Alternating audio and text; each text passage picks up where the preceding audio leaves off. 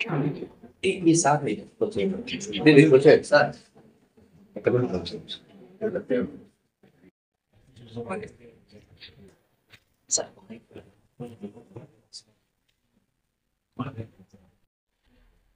మన అన్నమయ్య జిల్లా మదనపల్లిలో శ్రీమతి వసంత గారు ఈ కార్యక్రమాన్ని 14వ తారీఖు నుండి 20వ తారీఖు వరకు చాలా చక్కగా ఈ కార్యక్రమాన్ని జిల్లాలో ఏ గ్రంథాలయ అధికారి చేయని విధంగా చక్కగా సాగించారు.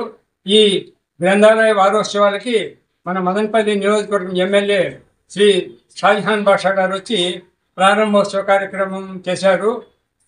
14వ తేదీ ఈ యొక్క కార్యక్రమం ఎందుకు ఉంచారంటే ఆ రోజు చిల్డ్రన్స్ డే, నెహ్రూ జయంతి.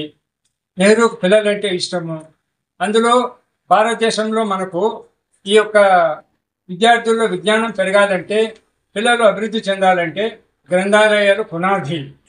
కాబట్టి ఈ యొక్క గ్రంథాలయ వారోత్సవాలు మదనపల్లిలో చాలా చక్కగా జరుగుతున్నారు.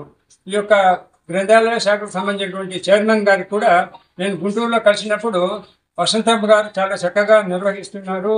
అందులో ప్రతి ఒక్కరిని విద్యావేత్తలను, కవులను, రచయితలను, సీనియర్ సిటిజన్స్ కూడా ఇన్వైట్ చేసి వాళ్ళు చక్కగా ఈ కార్యక్రమం నిర్వహిస్తున్నారు. దీనికి ప్రభుత్వం కూడా వీళ్ళకి ఫండ్స్ అనేటువంటిది సక్రమంగా ఇచ్చి వీళ్ళని ఆదుకున్నారంటే ఇంకా రెండింతలు ఉత్సాహంతో చేస్తారనేసి కోరుకుంటున్నాను. ఇప్పుడు గ్రంథాలయ శాఖ అధికారు వారోత్సవాలు 14వ తేదీ బాలల దినోత్సవానికి ప్రారంభించడం జరిగింది. ఆ రోజు నుంచి 20వ తేదీ రోజు ఆఖరి రోజు వారం రోజులుగా రోజు ఒక ప్రోగ్రామ్, పుస్తక ప్రదర్శనని, కవి సమ్మేళనము, మహిళా దినోత్సవం, ఇలా రోజుకు ఒక కార్యక్రమము చాలా ఘనంగా నిర్వహించడం జరిగింది. గ్రంథాలయంలో మదనపల్లిలోని చాలా మంది అందరూ మాకు చాలా బాగా సహకరించారు. పాఠశాల కానీ, కాలేజీ వాళ్ళు కానీ, తర్వాత ఇంకా మన కవులు మరియు పుర ప్రజలు చాలా చక్కగా సహకరించి ఈ గ్రంథాలయ వారోత్సవం ఘనంగా నిర్వహించడానికి చాలా సహాయ సహకారాలు అందించారు. వాళ్ళందరికీ ధన్యవాదాలు తెలియజేసుకుంటున్నాను. అలాగే మీ గ్రంథాలయ వారోత్సవాలతో తీసుకొచ్చేదే కాకుండా మళ్ళీ వారం కూడా వాళ్ళకి టైం ఇచ్చి, ఒక టైం అంటూ ఇచ్చి గ్రంథాలయానికి వచ్చి పాఠాలు బుక్స్ చదువుకునే అలవాటు చేయాల్సిందిగా వాళ్ళ కాలేజీ యాజమాన్యాన్ని కోరుకుంటాను. అలాగే పుర ప్రజలు కూడా గ్రంథాలయాన్ని ఉపయోగించుకోవాల్సిందిగా కోరుకుంటున్నాను. గ్రంథాలయ వారోత్సవాల్లో చివరి రోజు. ఈ సందర్భంగా మా ఇంగ్లీష్ మీడియం స్కూల్ విద్యార్థులు పాల్గొన్నారు. ఒక్క విషయం చెప్పదలుచుకున్నా, మదనపల్లిలో గిరిరా ఉన్నత పాఠశాల 100 సంవత్సరాల ముందు స్థాపించినటువంటిది. మా పాఠశాలలో గ్రంథాలయం ఉండింది. నేను విద్యార్థిగా చదువుకున్నప్పుడు ఒక బుక్ పోగొట్టేసిన.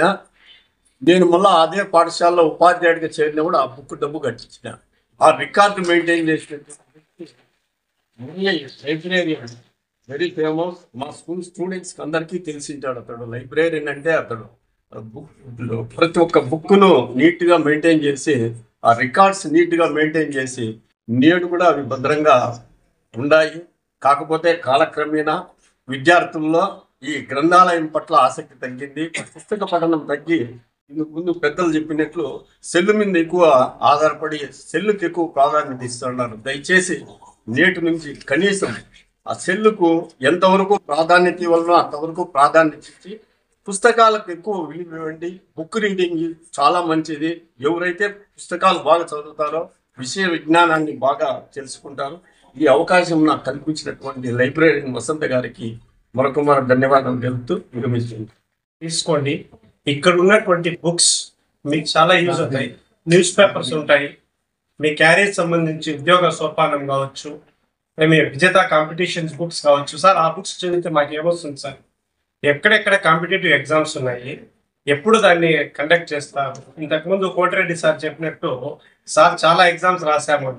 అలాంటి ఎగ్జామ్స్ మీరు అందరూ రాసి అటువంటి జ్ఞానాన్ని, నేను ఆల్రెడీ చెప్పాను, మీకు కాలేజీలో చెప్పే బుక్స్ పనికి రావు, బయట నాలెడ్జ్ ఎక్కువ రావాలి అంటే ఇలాంటి గ్రంథాలయాల్లో మీరు మెంబర్స్గా జాయిన్ అయ్యి వారంలో 2 రోజులు సార్ వారం మొత్తం రండి నేను చెప్పలా 2 days వస్తే ఇక్కడ ఉన్నటువంటి పైన బుక్స్ ఉన్నాయి, కింద ఉన్నాయి.